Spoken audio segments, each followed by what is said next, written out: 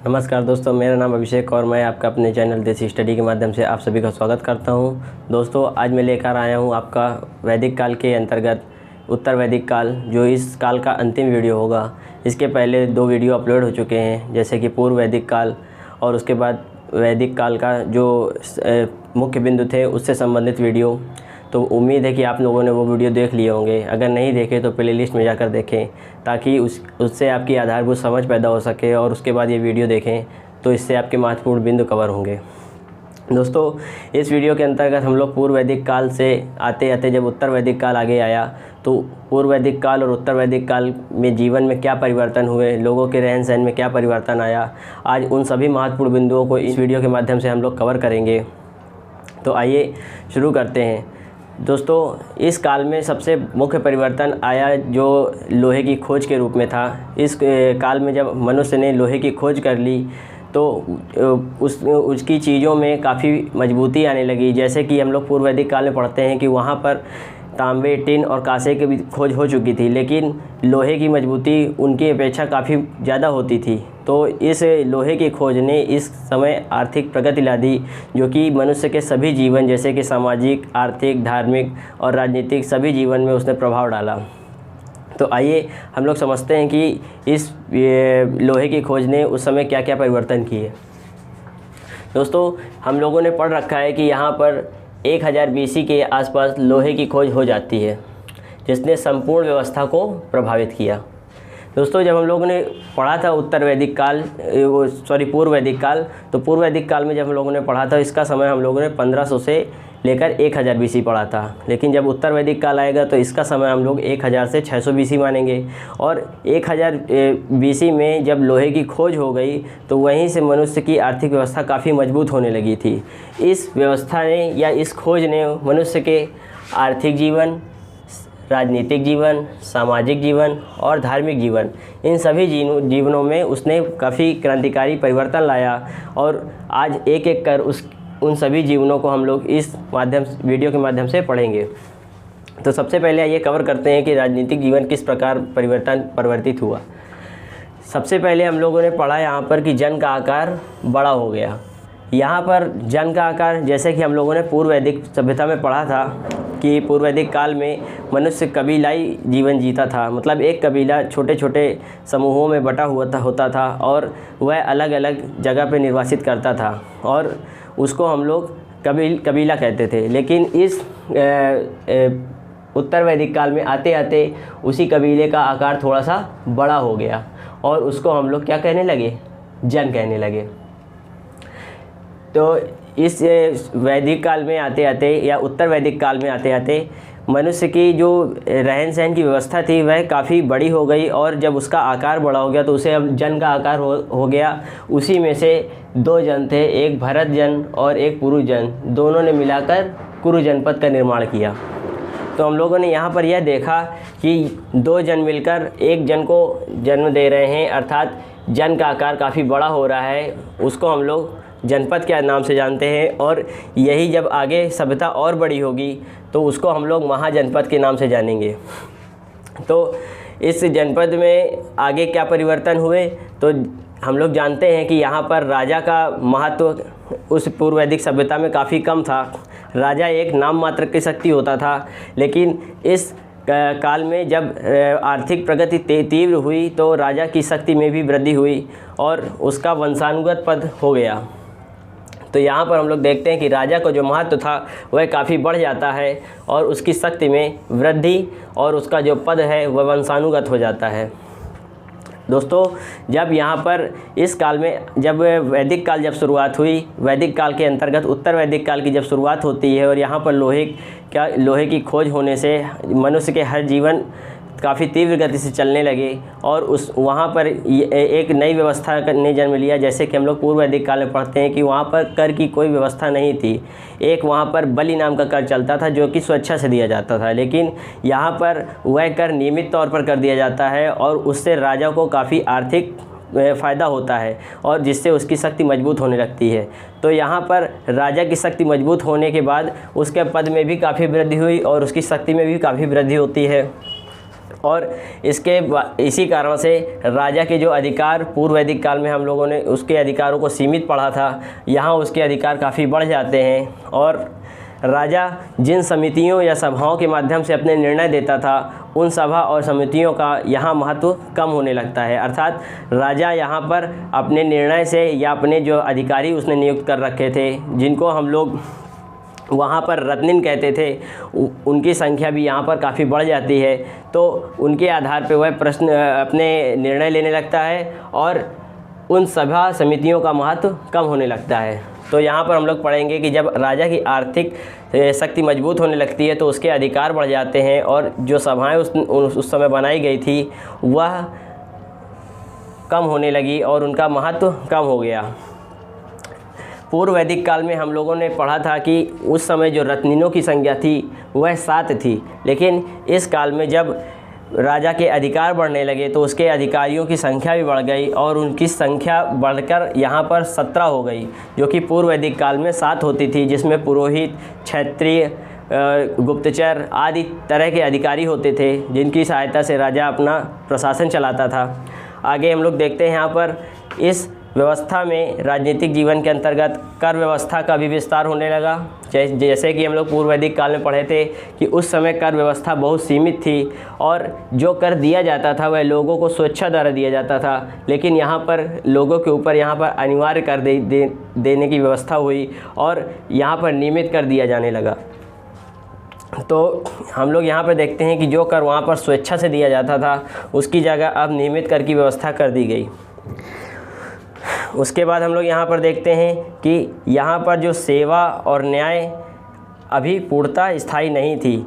इतनी सारी चीज़ें परिवर्तित होने के बाद भी यहाँ पर जो सेवा थी और न्याय की व्यवस्था थी वह भी पूरी तरीके से व्यवस्थित नहीं थी। जैसे कि पूर्व वैदिक काल में भी न्याय की व्यवस्था का कोई पूर्ण उल्लेख नहीं मिलता है और राजा जो भी न्याय देता था वह सभा समितियों और अपने अधिकारियों की सहायता से देता था। तो न्याय पर यहाँ ज़्यादा परिवर्तन देखने को नहीं मिलता। तो एक बार हम लोग फिर से देखते हैं राजनीतिक जीवन को। राजनीतिक जीवन के बारे में हम लोगों ने जो चर्चा की वहाँ पर हम लोगों ने देखा कि यहाँ पर जन का जो आकार था वह बड़ा हो गया और उसे जनपद का नाम दिए जाने लगा। उन्हीं में से उदाहरण के तौर पर देखें तो एक भरत जन था और एक कुरु जन, ये दोनों जन मिलकर कुरु जनपद का निर्माण करते हैं। और उसके बाद नेक्स्ट पॉइंट में राजा का जो महत्व होता है वह आर्थिक वृद्धि होने के कारण उसकी शक्ति में काफ़ी वृद्धि हो गई और जो उसका पद पहले किसी भी व्यक्ति को बना दिया जाता था वह अब ऐसी व्यवस्था हटाकर वहाँ पर पद को वंशानुगत कर दिया गया। और आगे हम लोग देखते हैं उस राजा के अधिकार भी बढ़ने लगे। राजा सभा और समिति का महत्व उस समय कम हो गया, जो कि पूर्व वैदिक काल में उसका महत्व काफ़ी ज़्यादा था। इसी काल में जब राजा की शक्ति में विस्तार हुआ तो वहाँ रत्निनों की संख्या बढ़ गई और वह पूर्व वैदिक काल से बढ़कर 7 की जगह 17 हो गई। और यहाँ पर हम लोगों ने देखा कि कर व्यवस्था जो कि पूर्व वैदिक काल में स्वैच्छिक थी, यहाँ पर वह कर व्यवस्था आकर नियमित और अनिवार्य रूप हो गई। आगे हम लोग देखते हैं यहाँ पर सेवा और न्याय में कोई ज़्यादा खास परिवर्तन हमें पूर्व वैदिक काल से देखने को नहीं मिलता। तो राजनीतिक जीवन को हम लोगों ने पूर्व वैदिक काल के राजनीतिक जीवन से कंपेयर कर देखा तो यहाँ पर हमें काफ़ी सारे परिवर्तन देखने को मिले। और उसके बाद हम लोग सामाजिक जीवन के बारे में चर्चा करेंगे। दोस्तों यहाँ पर हम लोग देखते हैं कि जब यहाँ पर जन का आकार बड़ा होने लगा तो जाहिर सी बात है कि वो उस जन में जो परिवार रहते थे या जो कुल रहते थे उनका भी आकार बढ़ेगा, क्योंकि जब छोटी इकाई बढ़ेगी तो उससे बड़ी वाली इकाई का आकार स्वैच्छिक ही बढ़ेगा ही बढ़ेगा। तो आगे हम लोग यहाँ देखेंगे कि उस समय जो परिवार होता था वह बड़ा हुआ, उन्हीं कई सारे परिवारों को मिलाकर ग्राम बनते थे और कई सारे ग्रामों को मिलाकर पिता और उसके बाद उनका आकार जन दे दिया जाता था। और जब यही जन और बड़े हो जाएंगे तो उनको हम लोग जनपद कहेंगे, और जब जनपद भी और बड़ा आकार लेगा तो उसे महाजनपद कहा जाएगा। तो आगे हम लोग देखते हैं यहाँ पर सामाजिक जीवन में जब इन सभी चीज़ों का आकार बढ़ने लगा तो वर्ण व्यवस्था जो थी, जो कि पूर्व वैदिक काल में कर्म आधारित थी, वह भी आकर परिवर्तित हो गई, क्योंकि यहाँ पर आर्थिक व्यवस्था ने इन सभी चीज़ों पर काफ़ी ज़्यादा परिवर्तन किया। और उसके अंतर्गत हम लोग देखते हैं कि जो वर्ण व्यवस्था पूर्व वैदिक काल पर कर्म आधारित थी वह यहाँ पर जन्म आधारित होने लगी। अर्थात जैसे कि पूर्व वैदिक काल में हम लोगों ने पढ़ा था कि उस समय एक ही परिवार पे कई जाति के लोग रहते थे, लेकिन यहाँ पर जो लोग रहने लगे वह जन्म के आधार पर उनको जाति दी जाने लगी, जैसे कि ब्राह्मण का लड़का ब्राह्मण होगा और क्षत्रिय का लड़का क्षत्रिय होगा। लेकिन पूर्व वैदिक काल में ऐसी व्यवस्था नहीं थी। वहाँ पर लोगों को कर्म के आधार पर उनकी जातियों का निर्णय किया जाता था, जैसे कि पूजा पाठ करने वाले व्यक्ति को ब्राह्मण, युद्ध और इस तरह के कार्य करने वाले को क्षत्रिय और निम्न वर्ग के कार्य करने वाले को शूद्र की संज्ञा दी जाती थी। लेकिन यहाँ पर वही जाति जन्म के आधार पे हो गई और वैश्य शूद्र यहाँ पर भी 4 भागों में उन्हें बांटा गया। अगले बिंदु पर हम लोग गौर करें तो यहाँ पर हम लोग देखेंगे गोत्र। यह शब्द कहाँ से आया? तो यह शब्द उत्तर वैदिक काल तक काफ़ी प्रचलित हो गया। जैसे कि हम कह सकते हैं कि जो गौ जिनके लिए उस समय काफ़ी युद्ध होते थे, मतलब अर्थात गाय की उस समय काफ़ी प्रिय पशु माना जाता रहा है और उसके लिए कई सारे युद्ध हो जाते थे। तो जिस जगह पे कई सारी गायों को एकत्र हुआ पाया जाता था वहीं पर उन्हें गोत्र कहा जाता था। अर्थात गायों को एक धन के समान माना जाता था और उसे गौधन कहा जाता था। आगे हम लोग देखते हैं कि इसी काल में आते आते एक नई व्यवस्था की शुरुआत हुई और उसे आश्रम व्यवस्था कहा जाता है। आश्रम व्यवस्था के अंतर्गत यहाँ पर हम लोग देखते हैं कि एक मनुष्य को अगर 100 वर्ष के जीवन काल उसका माना जाए तो उसे 4 भागों में बांटा गया और उनमें से पहला है हमारा ब्रह्मचर्य, दूसरा है हमारा गृहस्थ, तीसरा है हमारा वानप्रस्थ और चौथा है हमारा संन्यास, जो कि 25-25 सालों में विभागों में बांटा गया है। शुरुआत के जो पहले 25 साल हैं उसमें मनुष्य को ब्रह्मचर्य की संज्ञा दी गई है। ब्रह्मचर्य अर्थात मनुष्य इस समय जन्म से लेकर शुरुआत के जीवन के 25 वर्ष पढ़ाई और इन सभी चीज़ों में कार्य करेगा। उसके बाद जब वह 25 वर्ष से आगे जाएगा तो आगे 25 वर्ष में आने के बाद वह गृहस्थ आश्रम में प्रवेश करेगा और उसका विवाह कर दिया जाएगा। इस गृहस्थ आश्रम में आने के बाद मनुष्य अपनी वैवाहिक जीवन को पूर्ण करने लगे और अपने वंश का विस्तार करता था। उसके बाद अगला जब उसके 50 वर्ष पूरे हो जाते थे तो उसके बाद उसका जो नया जीवन प्रारंभ होता था उसे वानप्रस्थ कहते हैं। वानप्रस्थ में मनुष्य अपने वैवाहिक जीवन को छोड़कर सामाजिक कार्यों में लिप्त हो जाता है और समाज की भलाई के लिए कार्य करना शुरू करता है। और जब उसके 50 से 75 वर्ष पूरे हो जाते हैं तो 75 वर्ष पूरे होने के बाद जो उसका आखिरी जीवन, जिसे हम लोग संन्यास के नाम से जानते हैं, संन्यास के अंतर्गत वह वैवाहिक जीवन और इन सभी चीज़ों को छोड़कर पूरी तरीके से संन्यास ग्रहण कर लेता है और ईश्वर की भक्ति में अर्थात धार्मिक कार्यों में जुट जाता है। तो इस प्रकार मनुष्य के जीवन को 4 भागों में बांटा गया, जिसे आश्रम व्यवस्था की संज्ञा दी गई। गृहस्थ आश्रम के श्रेष्ठ इन सभी 4 जीवनों को हम लोग अलग अलग वर्षों में बांटकर पढ़ेंगे। उसके बाद हम लोग यहाँ पर देखते हैं कि उस समय स्त्री की स्थिति क्या होने लगी। जैसे कि हम लोग पूर्व वैदिक काल में पढ़ते हैं कि उस समय स्त्री की स्थिति काफ़ी अच्छी थी, उनको कई सारे अधिकार प्राप्त थे, समिति, सभा, इन सभी चीज़ों में वह भाग ले सकती थी। उस समय किसी भी प्रकार की कुरीतियों का बोलबाला नहीं था। अर्थात दहेज प्रथा, बाल विवाह उस समय प्रचलन में नहीं थी। लेकिन उत्तर वैदिक काल में जब आर्थिक प्रगति हुई और उसके वजह से इन कुरीतियों ने भी इस काल में आते आते जन्म ले लिया। उनमें हम लोग पढ़ते हैं कि स्त्री की जो स्थिति थी उसमें काफ़ी गिरावट आ गई। जो स्त्री पूर्व वैदिक काल में समिति और विदर्भ में भागीदारी ले सकती थी, वह इस काल में आते आते उसकी स्थिति में काफ़ी परिवर्तन आया और उसके अधिकार बहुत सीमित कर दिए गए। अर्थात उन समितियों और विदर्भ में वह अब भागीदारी नहीं कर सकती थी, उसे भाग लेने का अधिकार नहीं था। आगे हम लोग पढ़ते हैं कि इसमें पर्दा प्रथा की भी शुरुआत हो चुकी थी। जैसे कि हम लोग पूर्व वैदिक काल में पढ़ते थे कि उस समय पर्दा प्रथा और बाल विवाह जैसी कुप्रथाओं का प्रचलन नहीं था। लेकिन आर्थिक प्रगति के होने से जब यहाँ पर पितृसत्तात्मक समाज का विकास हुआ और किसी न किसी रूप से पुरुषों की जो छवि थी वह महिलाओं पर हावी होने लगी और उसी कारण से इन कुप्रथाओं की प्रचलन हुआ। और आगे हम लोग देखते हैं कि यहाँ पर दासों की स्थिति भोजन, विवाह, मनोरंजन, इन सभी चीज़ों में परिवर्तन आया जो कि पूर्व वैदिक काल में भी मौजूद थी, लेकिन वहाँ पर यह स्थिति इतनी दयनीय नहीं थी जितनी इस काल में आकर हो गई। आगे हम लोग देखते हैं कि यहाँ दो चीज़ों की शुरुआत और हुई, जैसे कि अनुलोम और प्रतिलोम। अनुलोम क्या होता था? तो अनुलोम एक विवाह की प्रक्रिया होती थी जिसमें वर पक्ष उच्च होता था और जो स्त्री होती थी वह निम्न वर्ग की होती थी, और उन दोनों का विवाह करवा दिया जाता था और उनसे जो संतान उत्पन्न होती थी वह किसी नए कुल को जन्म देती थी। उसी के अपोजिट जो प्रतिलोम होता था उसमें जो स्त्री होती थी वह उच्च वर्ग की होती थी और जो पुरुष होता था वह निम्न वर्ग का होता था, और इससे जो पुत्र की प्राप्ति होती थी या पुत्री की जो प्राप्ति होती थी वह जाकर नए कुल को जन्म देती थी। तो यहाँ पर हम लोगों ने देखा कि यहाँ दो प्रथाएं नए प्रचलन में आई। इस प्रकार हम लोगों ने सामाजिक जीवन को भी समझने का प्रयास किया। तो इसके अंतर्गत हम लोगों ने देखा कि यहाँ पर आश्रम व्यवस्था की भी शुरुआत हुई, जिसमें ब्रह्मचर्य, गृहस्थ, वानप्रस्थ और संन्यास, इन 4 जीवनों का वर्णन किया गया है। और स्त्रियों की स्थिति में बात करें तो यहाँ पर उसकी स्थिति पहले की अपेक्षा काफ़ी गिर चुकी थी और कहीं ना कहीं पुरुष समाज स्त्री पर हावी होने लगा। और यहाँ पर 2 विवाहें, अनुलोम और प्रतिलोम प्रथा का प्रचलन हुआ।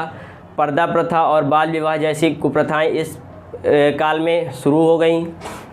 आगे हम लोग पढ़ेंगे यहाँ पर इसके आर्थिक जीवन के बारे में। हम लोग यहाँ देखते हैं कि इस काल में जब उत्तर वैदिक काल शुरू होता है तो जब लोहे की खोज प्रारंभ हो जाती है तो उससे कृषि व्यवस्था में काफ़ी सुधार आता है। और हम लोग यहाँ पर देखते हैं कि एक कृषि 2 प्रकार से की जाती थी। एक होती थी नॉर्मल कृषि, कोई व्यक्ति उतना ही अनाज उगाता था जितना अपने लिए वह खा सकता था, और एक होती है अधिशेष कृषि, जिसमें मनुष्य अपनी खाने या अपने परिवार की क्षमता से ज़्यादा अनाज उगाता था और उसे व्यापार के तौर पर वह बेच सकता था, जिससे उसे काफ़ी आर्थिक लाभ होता था। यहाँ हम लोग देखते हैं कि प्रमुख व्यवसाय के अंतर्गत कृषि में काफ़ी सुधार होता है, जो कि लोहे की खोज से काफ़ी प्रभावित होती है। आगे काठक संहिता में हम लोग देखेंगे कि 24 बैलों वाले हल का वर्णन मिलता है। अर्थात हम लोग कह सकते हैं कि जब इस काल में आते आते लोहे की खोज हो गई तो उससे पहिए को गति मिली, और यहाँ पर मनुष्य ने हल के प्रमाण भी मिले हैं। तो यहाँ पर कृषि व्यवस्था में काफ़ी सुधार होने लगा। और जो हम पूर्व वैदिक काल में जब हम लोगों ने पढ़ा था कि वहाँ जो पशुपालन था वह प्रमुख व्यवसाय माना जाता था, लेकिन यहाँ पर लोहे की खोज होने से कृषि को प्रमुख व्यवसाय माने जाने लगा, और दूसरा जो प्रमुख व्यवसाय था वह पशुपालन था। और उसके बाद हम लोग देखते हैं यहाँ पर कि उस समय गाय को बहुत प्रमुख प्रधानता दी जाती थी, उसको बहुत प्रिय पशु माना जाता था। लेकिन इस काल में गाय और बैलों की भी और घोड़ों की भी काफ़ी प्रयोग होने लगा, तो उन्हें भी काफ़ी प्रिय पशु माना जाने लगा। लेकिन हालांकि गाय की प्रधानता यहाँ भी सर्वाधिक रही है। आगे हम लोग देखते हैं यहाँ पर उद्योग एवं व्यापार इस काल में काफ़ी विकसित हुए, और विदेशी व्यापार का भी यहाँ पर प्रमाण मिलता है, लेकिन यहाँ पर सिक्के का प्रचलन नहीं था। अर्थात यहाँ पर हम लोग देखते हैं कि लोहे की खोज हो जाने के बाद भी यहाँ पर सिक्के का प्रचलन नहीं हुआ है, और जो व्यापार होता था वह आंतरिक ज़्यादा होता था। हालांकि विदेशी व्यापार भी थोड़ा प्रचलन में था, लेकिन यहाँ पर आंतरिक व्यापार काफ़ी ज़्यादा होता था। उद्योग व्यापार का विकास होने से यहाँ पर आर्थिक प्रगति काफ़ी ज़्यादा हुई, और उसी आर्थिक प्रगति ने नगरीकरण को जन्म दिया। अर्थात यहाँ पे हम लोग कह सकते हैं कि पूर्व वैदिक काल में जो सभ्यता ग्रामीण थी वह धीरे धीरे विकसित होकर नगरीकरण की ओर बढ़ने लगी, और जो उद्योग व्यवसाय थे वह काफ़ी विकसित होने लगे। उसमें हम लोग देखेंगे यहाँ पर कई सारी प्राचीन नदियाँ थीं जिनको हम लोग आज आधुनिक नाम से जानते हैं, तो उनको हम लोगों ने एक चार्ट के माध्यम से बांटने का प्रयास किया है, उसे हम लोग यहाँ पर पढ़ेंगे। जैसे कि पूर्व में जो झेलम, आज जिस नदी को हम लोग झेलम कहते हैं, वह पूर्व में वितस्ता नाम से जानी जाती थी, और एक नदी थी परुष्णी जिसे आज हम लोग रावी के नाम से जानते हैं, और वहीं पर एक नदी थी शतुद्री जिसको आज हम लोग सतलज कहते हैं, अस्किनी जो कि चिनाब नाम से जानी जाती है, सदानीरा जो कि गंडक है, कोमा जो कि काबुल है, बिपाशा, ब्यास नदी को कहते हैं, और सरस्वती जो नदी थी उसे आज हम लोग घग्गर नदी के नाम से जानते हैं। तो परीक्षा में यहाँ पर प्रश्न काफ़ी सारे बनाता है, तो इस चार्ट को आप लोग कापी पे एक जगह कहीं नोट डाउन कर लें और इसे 2 से 3 बार पढ़ें तो आप लोगों को आसानी से याद हो जाएगा, क्योंकि इस सेक्शन से परीक्षा में काफ़ी प्रश्न पूछे जाते हैं। तो इसके बाद हम लोग आते हैं धार्मिक जीवन के, और धार्मिक जीवन में हम लोग देखते हैं कि जब मनुष्य के पास यहाँ पर पैसा आने लगा और वह आर्थिक रूप से मजबूत होने लगा, तो इस समय कुप्रथाओं का प्रचलन काफ़ी ज़ोरों पे हो गया, और जो प्रथाएं पूर्व वैदिक काल में प्रचलन में नहीं थी वह कुप्रथाएं यहाँ पर आते आते प्रचलन में आ गई। जैसे कि यज्ञ कर्मकांड इस समय खूब काफ़ी चरम अवस्था में आ गए, और जादू टोना और वशीकरण की प्रक्रियाएं इस समय काफ़ी जोरों पर थी। लोगों को अंधविश्वास काफ़ी ज़्यादा होने लगा। तो यहाँ पर हम लोग देखते हैं कि जो आर्थिक प्रगति ने यज्ञ कर्मकांडों को बढ़ा दिया और उनका महत्व यहाँ पर बढ़ गया।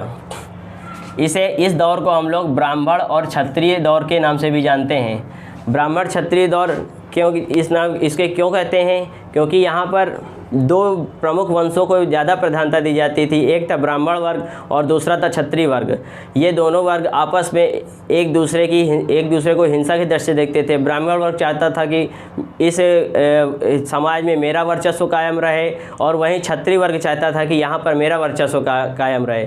तो दोनों एक दूसरे से संघर्ष करते दिखाई देते थे, तो इसलिए हम लोग इसे संघर्ष का दौर भी कहते हैं। और इसी धार्मिक जीवन के अंतर्गत जो प्रमुख देवता थे उनमें प्रजापति कहा जाता था। जैसे कि हम लोग ने पूर्व वैदिक काल में इसे पशुपति यहाँ पर पढ़ते हैं, लेकिन यहाँ पर वह प्रजापति के नाम से जाने जाते हैं। आगे वहीं कुछ और देवताओं की चर्चा की गई है, जिसमें विष्णु को पोषक एवं रक्षक का देवता माना जाता है, रुद्र जो कि पशुओं के देवता बोले जाते हैं, पूषण जो कि वहाँ पूर्व वैदिक काल में पशुओं के देवता थे, वह यहाँ पर आकर शूद्रों के देवता बन जाते हैं। और यहाँ पर 2-3 यज्ञों की भी चर्चा की गई है। जैसे कि जब हम लोग पूर्व वैदिक काल में, उस समय यज्ञ कर्मकांडों का ज़्यादा प्रचलन नहीं था, लेकिन जब यहाँ पर आर्थिक वृद्धि हुई, आर्थिक प्रगति ने जन्म लिया, नगरीकरण बढ़ने लगा, तो यहाँ पर राजा यज्ञ कर्मकांड करने लगे। उन्हीं में से कुछ यज्ञ कर्मकांड प्रचलित हैं, जिनमें से प्रमुख रूप से पहला था राजसूय यज्ञ, जो कि राजा की प्रतिष्ठा के लिए किया जाता था। अर्थात राजा उस समय अपनी प्रतिष्ठा दिखाने के लिए दूसरे राजाओं को अपने प्रतिष्ठा से भयभीत करने के लिए इस यज्ञ का आयोजन करवाते थे, जिसे प्रतिष्ठा हेतु किया जाता था। दूसरा है हमारा वाजपेय यज्ञ, जो कि शक्ति प्रदर्शन के लिए किया जाता था। एक राजा दूसरे राज्यों को अपनी शक्ति दिखाने के लिए इस यज्ञ का आयोजन करवाता था, और उसे हम लोग वाजपेय यज्ञ नाम से जानते हैं। और तीसरा यज्ञ होता था अश्वमेध यज्ञ। अश्वमेध के अंतर्गत एक घोड़े को छोड़ दिया जाता था, और वह जिस क्षेत्र तक जाता था उस क्षेत्र तक यज्ञ को आयोजन कराने वाला राजा उसे अपने राज्य में मिला लेता था। तो इसलिए अश्वमेध यज्ञ उस समय काफ़ी प्रचलन में था, और इसे राज्य विस्तार के यज्ञ के नाम से जाना जाता है। यज्ञ में कर्मकांड और बलि की प्रधानता काफ़ी बढ़ गई थी।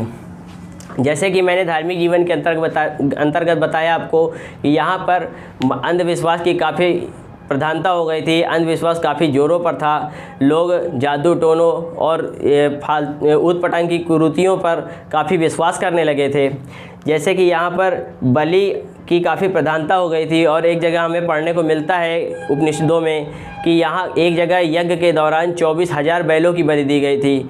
और जब उसे उपनिषदों में लिखा गया तो वहाँ उपनिषदों में इसकी काफ़ी निंदा की गई। तो जब आगे हम लोग महाजनपद के बारे में पढ़ेंगे तो वहाँ पर उपनिषदों में इसकी काफ़ी निंदा की गई है, और वहीं से एक समाज के दूसरे वर्ग का जन्म होता है जो कि बलि और कुप्रथाओं से दूर हटने का प्रयास करता है, और वहीं से नए धर्म का जन्म होता है जो कि बुद्ध धर्म और जैन धर्म के नाम से जाने जाते हैं। तो इस प्रकार हम लोगों ने पूर्व वैदिक काल के बाद उत्तर वैदिक काल को पढ़ा, जो कि पूर्व वैदिक काल से काफ़ी अलग था। इसमें हम लोग देखते हैं कि आर्थिक जीवन, सामाजिक जीवन, राजनीतिक जीवन और धार्मिक जीवन, इन सभी जीवनों में लोहे की खोज और आर्थिक प्रगति ने काफ़ी परिवर्तन ला दिए थे। आप लोग इस वीडियो को देखने के बाद NCERT की बुक से एक बार थ्योरी सेक्शन को पढ़ें और उसके बाद ऑब्जेक्टिव बनाने का प्रयास ज़रूर करें। उससे आप लोगों को काफ़ी फ़ायदा होगा और परीक्षा में प्रश्न बनाने में आप लोग को आसानी होगी। तो अगर आप लोगों को यह वीडियो अच्छी लगी हो तो आप हमारी वीडियो को लाइक एंड सब्सक्राइब करें और कमेंट बॉक्स पे अपनी राय अवश्य लिखें। धन्यवाद।